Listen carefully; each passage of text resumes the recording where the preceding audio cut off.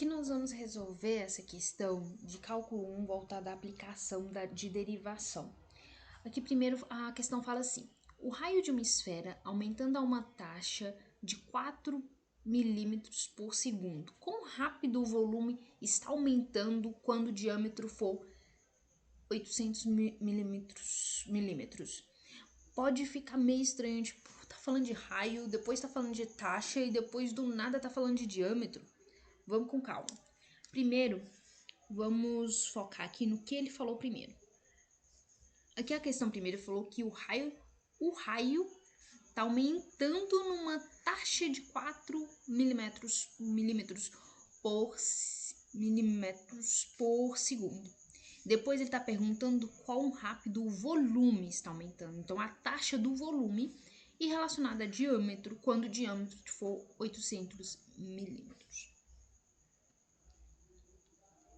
Lembrando que, se a gente está falando uma aplicação de derivação, sempre que fala de taxa, normalmente a gente está falando de derivação de alguma coisa. Então, se ele está falando de taxa de raio, é porque o raio foi derivado. Se ele está falando de volume, taxa de volume, ou quão rápido o volume está indo, também está falando da taxa de aumento do volume. Uma vez que a gente está aumentando o raio e o volume, consequentemente, aumenta também. Então, vamos pensar. Se ele falou de volume, de raio e diâmetro, primeiro a gente sabe que diâmetro é o dobro do raio. Então, quando o diâmetro for 800 milímetros, então raio vai ser diâmetro sobre 2. O que significa que é quando for o raio for 400. Perfeito.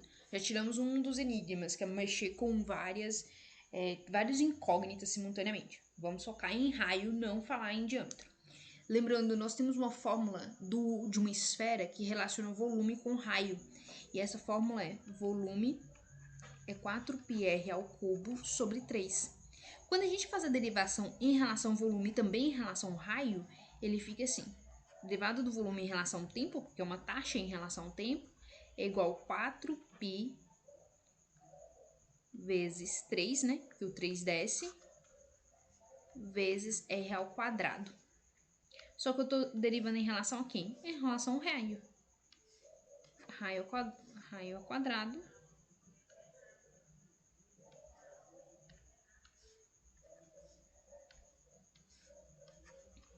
dr dt. Esse dr dt é simplesmente uma forma de falar em relação a quem nós estamos derivando. E ela é justamente a taxa. Então, lembrando, isso daqui é a taxa de aumento. Se for aumento, então ela é positiva, então é a taxa de aumento do raio. E aqui é a taxa de aumento do volume ou do decrescimento se fosse negativo. Então, essa questão não é uma questão impossível de ser resolvida. Ela é uma questão que talvez ela seja um pouco confusa. Mas a partir do momento que a gente liga as variáveis e como elas estão relacionadas e lembra dessa forma de geometria espacial, aí as coisas começam a fazer mais sentido.